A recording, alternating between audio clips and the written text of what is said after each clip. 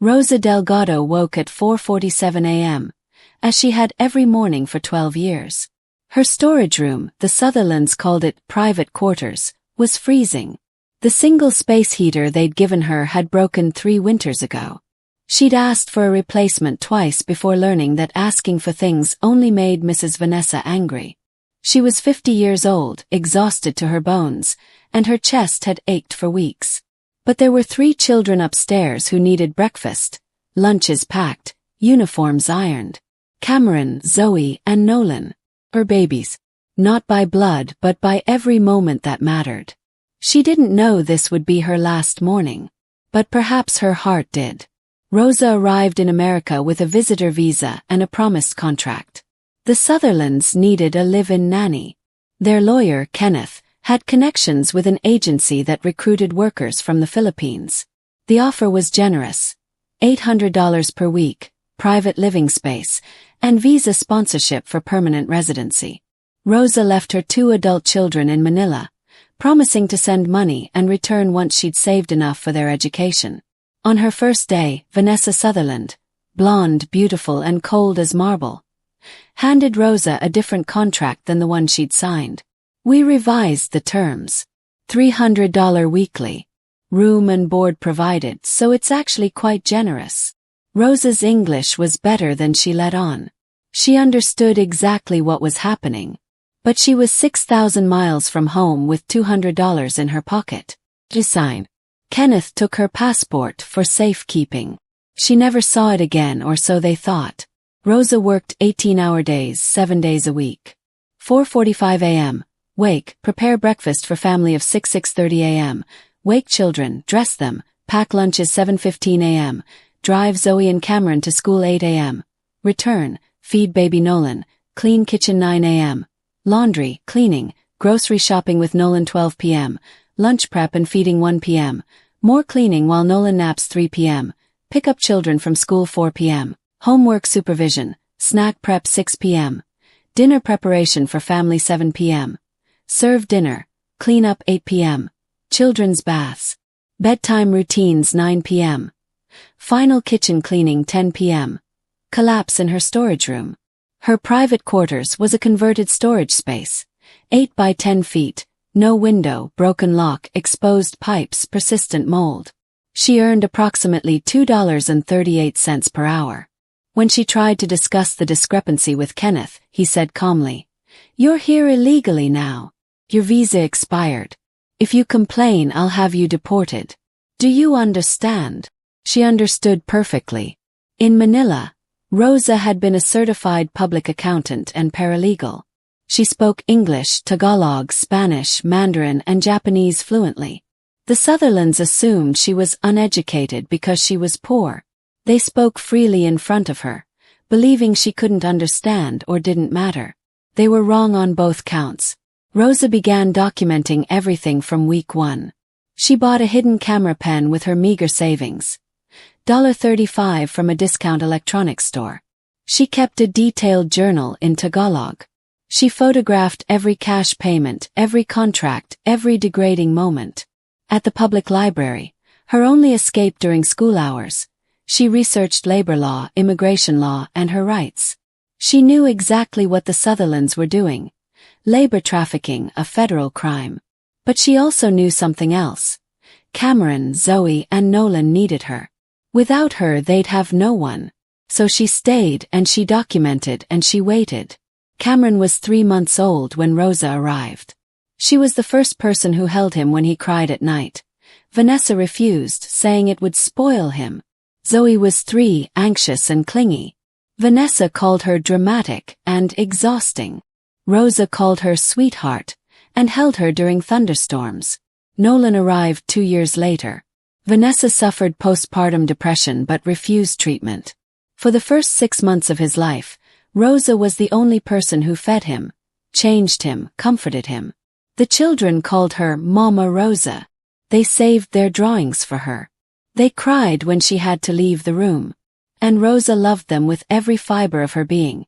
These children who weren't hers, who she was raising for people who didn't deserve them. Phyllis Sutherland, Kenneth's mother, moved into the guest house when Rosa had been there 4 years. She was 68, wealthy, and cruel in ways that suggested she'd been practicing her entire life. She accidentally spilled drinks for Rosa to clean, hid Rosa's food and claimed she must have eaten it, mocked her accent in front of the children until Cameron, age 5, said, "Grandma, that's mean. Mama Rosa is nice." Phyllis slapped him across the face. Rosa documented it. She also held Cameron that night while he cried, and added another entry to her growing list of reasons these children needed protection. In year 3, Rosa opened a safe deposit box at First National Bank, the one near the library, where a kind teller named Beatrice asked no questions about the Filipino woman depositing small amounts of cash. Inside the box, Rosa placed asterisk copies of all her documentation, asterisk $47,000 saved over 12 years, skipped meals, walked instead of taking buses, bought nothing for herself, asterisk a notarized affidavit witnessed by a library volunteer, asterisk a will leaving everything to the Sutherland Children's Welfare, asterisk a letter to attorney Melissa Park, a woman she'd met once at the library's legal clinic. Rosa had asked Melissa hypothetical questions about labor trafficking. Melissa had given her a card and said, "If you ever need help, truly need it, call me." Rosa never called. But she never forgot. Vanessa Sutherland had 150,000 Instagram followers who believed she was a devoted, hands-on mother. She posted daily, carefully curated photos of her children, thoughtful captions about motherhood, sponsored content for luxury family brands. What her followers didn't see. Asterisk Rosa preparing every meal that appeared in photos. Asterisk Rosa styling the children for every candid moment. Asterisk Vanessa yelling at the children between takes. Asterisk the nanny who was cropped out of every frame. Once Zoe asked, "Mama Rosa, why aren't you in any of Mommy's pictures?" Rosa smiled sadly. "Because I'm not the kind of person Mommy wants people to see." She documented that conversation too. Cameron developed severe anxiety at age 8. Panic attacks, sleepless nights, constant worry. Rosa begged Vanessa to take him to a therapist. Vanessa refused. "Therapy is for weak people. He'll grow out of it." He didn't. He got worse. Rosa held him during panic attacks at 2 a.m. Taught him breathing exercises. Bought him a journal with her carefully saved money so he could write down his fears. Kenneth found the journal once and threw it away. Boys don't keep diaries. That's pathetic. Cameron cried for 3 days. Rosa bought him another journal and helped him hide it better. She documented Kenneth's actions. Added it to the box. In year 9, Rosa collapsed while cleaning. Exhaustion, malnutrition, untreated hypertension. Vanessa found her on the kitchen floor and was furious. "You can't be sick. I have a spa appointment. Get up." Rosa got up. She always got up. That night, alone in her storage room, she cried for the first time in years. She was 47 years old, dying slowly, trapped in a beautiful house with ugly people. But upstairs, 3 children needed her. She returned to the bank the next day and updated her will. If she died, everything she documented would go to one person with one instruction: save the children. Rosa woke that final morning with crushing chest pain. She ignored it. She'd learned to ignore her body's protests years ago. She made breakfast, woke the children, packed lunches with notes she always included. "You are loved. You are smart. You are brave." Cameron hugged her extra long that morning. "Mama Rosa, are you okay? You look tired." "I'm fine, Carino. Go to school and make me proud." He did. They all did. Because Rosa had raised them to be kind and resilient despite their parents.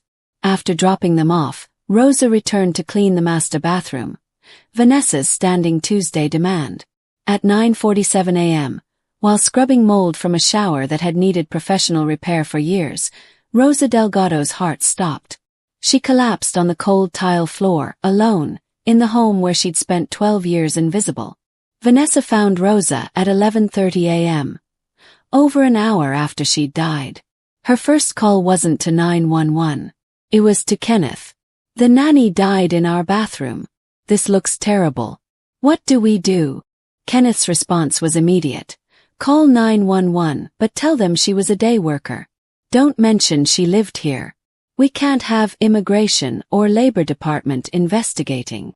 Vanessa made the call at 11:43 a.m., nearly 2 hours after Rosa's death. There's been an accident. A cleaning woman collapsed in my home. The paramedics arrived to find Rosa long dead. The bathroom perfectly clean. And a wealthy woman who seemed more concerned about optics than the human being on her floor. The coroner initially listed Rosa as Jane Doe. The Sutherlands claimed they barely knew her. She was just a day worker, Vanessa told police. I don't even know her full name. She showed up Tuesdays to clean. But investigators found inconsistencies. A storage room clearly lived in. Clothing, toiletries, photos of the Sutherland children. This wasn't a day worker's room. In a ceiling tile they found Rosa's passport, the one Kenneth swore he'd never seen. And they found a safe deposit box key with a letter. If I die, contact attorney Melissa Park.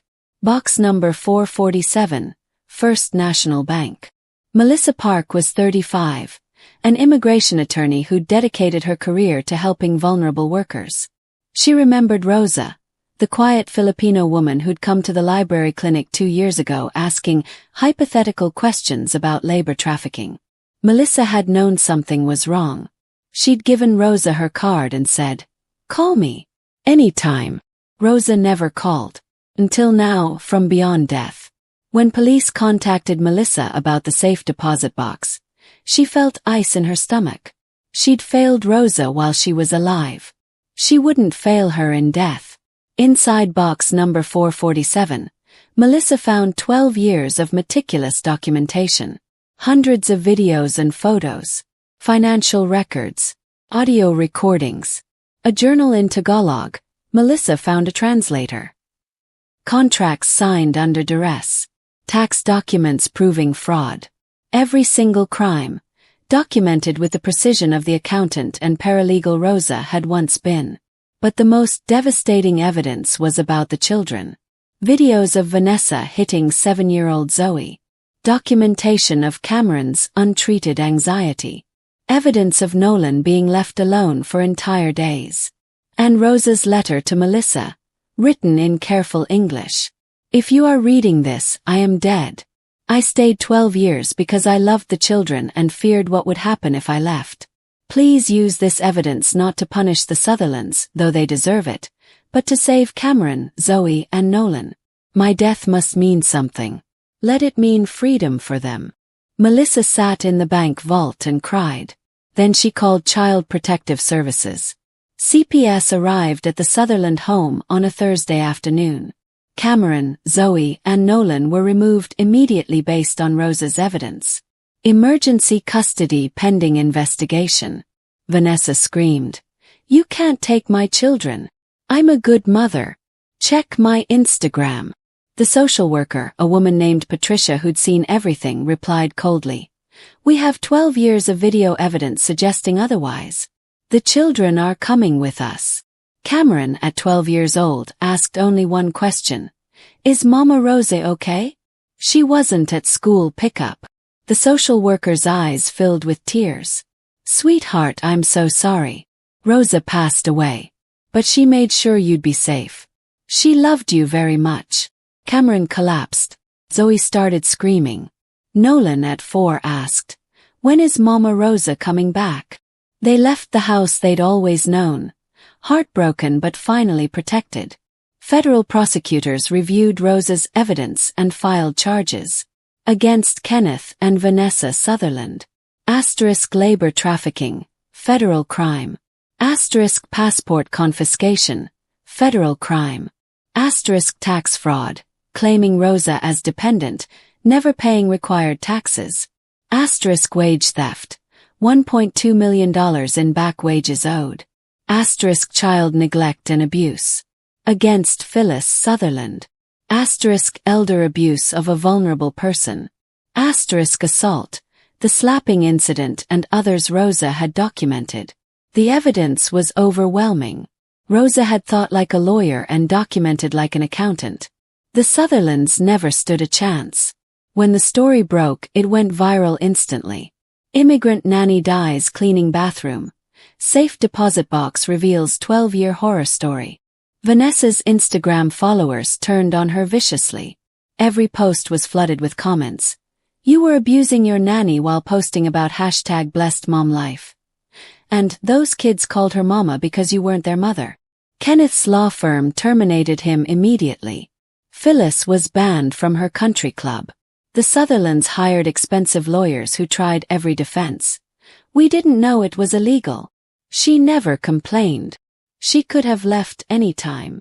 Melissa, as executor of Rose's estate, systematically destroyed every argument with video and audio evidence. Trial lasted 3 weeks. Every day the courtroom was packed. Melissa played video of Vanessa calling Rosa stupid immigrant and servant. Audio of Kenneth threatening, "If you leave, I'll have you deported. Your family will never see you again." Photos of Rosa's living quarters, smaller than the Sutherlands' walk-in closet, with mold and broken heating. Financial records showing Rosa earned $2.38 per hour, while the Sutherlands spent $12,000 monthly on Vanessa's wardrobe. The most damning moment came when Melissa played Rosa's journal entry from the day before she died. "My chest hurts badly. I think something is wrong with my heart. But I cannot tell them, they will send me away, and the children will have no one. Cameron has a science test tomorrow. He is nervous. I will stay to help him study. I will always stay for them." The jury foreman wiped tears from his eyes. Guilty on all counts. Kenneth, 8 years federal prison, permanent disbarment. Vanessa, 5 years for conspiracy and child neglect. Phyllis, 2 years probation, banned from contact with grandchildren. The Sutherlands' assets were seized. $1.2 million to Rose's estate, plus legal fees. Their house sold at auction. Their reputation destroyed. Their children gone. Kenneth shouted as marshals led him away. "We gave her a job. We gave her a place to live. She should be grateful." The judge, a 60-year-old woman named Alice Torres, responded icily. "You gave her exploitation, abuse, and ultimately death. You'll have 8 years to reflect on your gratitude. Rose's will specify that her estate fund the children's education and therapy, and that they be placed with a family who understands that love matters more than money." Melissa worked with CPS to find Rose's cousin in California, Teresita Cruz, a middle-class nurse with 2 children of her own. Teresita welcomed 3 traumatized children with open arms. "Rosa wrote me about them," Teresita said, crying. "Every letter," she said.